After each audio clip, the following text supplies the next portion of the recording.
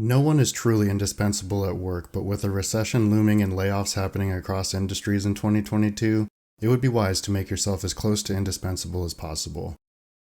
Here are 10 suggestions to make yourself valued, sought after, and a target for preservation at the workplace, so that you too can weather any economic storms headed our way and remain employed. Maintaining income during a recession is one of the best ways to come out ahead financially through less expensive investment opportunities. First, be a grounding point. One of my mentors in consulting said it is the manager's job to be the pillar of stability for any given team. When times are stressful or not going in the right direction, many get flustered, upset, overly stressed, or even depressed. Being able to provide a calming presence, maintain a middle ground without getting too overly excited or too emotionally impacted, will create an attraction to you as a necessary pillar in an organization that can bring teams together. Second, have a bias towards completion. Have you ever asked for a timeline extension because your output was not perfect? If so, give your best effort to never do that again. An output that is sufficiently done is far better than one that is perfect, if it means that ingestion and iteration on it can be executed. The big issue here is that your vision of perfection will never be 100% aligned with your boss, your client, or your employees. So get it to a workable point, employ the 80-20 rule, and ship your results even if it is just on the edge of your comfort zone. Third, be comfortable with ambiguity. A lot of projects and tasks start as an idea, and not all ideas are created equally. So if you're asked to do something with little or no direction, this is a fantastic opportunity to step up. Not only that, it can also show your competence and creativity when executing on potentially high-value asks. It is okay to ask for clarification on what an ideal output may look like, but getting there and making it your own in the end will make you very valuable to your organization as a capable performer. Fourth, learn how to move a conversation forward. Mainly this refers to asking the right questions. This is also a delicate balance, though. Playing devil's advocate can be extremely useful, but can also hold off progress. So seek a balance where you're still a voice of the team, but you are not just asking questions to be heard. If you are asking questions, make sure they are ones that are less obvious or ones that others may not be willing to ask. Fifth, ask forgiveness, not permission. Sometimes bureaucracy and red tape can hinder action at larger organizations.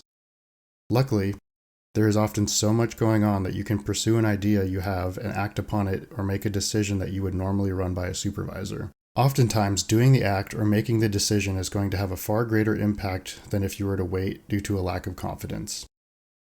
Which leads me to my sixth point. Go beyond scope. If you have ever heard someone say that it is not my responsibility, do not be surprised if they are in an early group of layoffs at a company. You should be willing to take on or assist with side projects. Even more importantly, you should look to spin up your own. Come up with an idea, propose it to leadership to gain buy-in, pull in others, and build something great. That doesn't mean work yourself to death and say yes to everything, but chances are you have a little bit more capacity to do something on the side. This could even be as simple as writing up an internal wiki page on something, or helping flesh out a useful documentation. 7.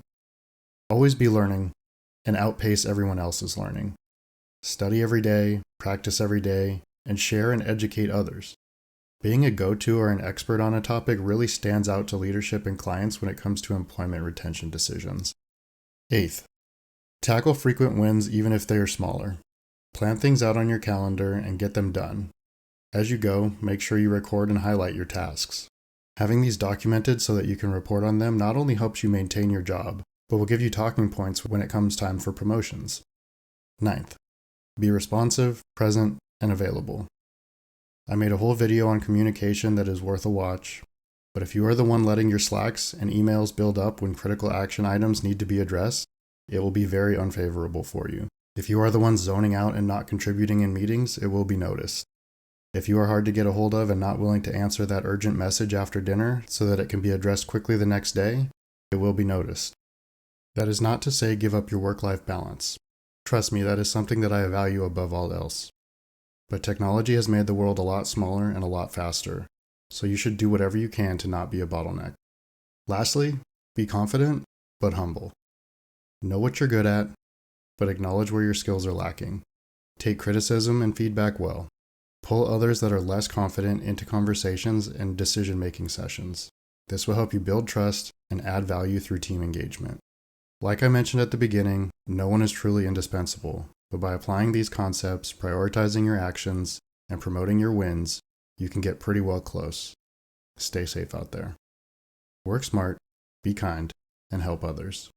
Thank you so much if you made it this far. Please consider liking and subscribing for more professional development content. Feel free to comment any questions below.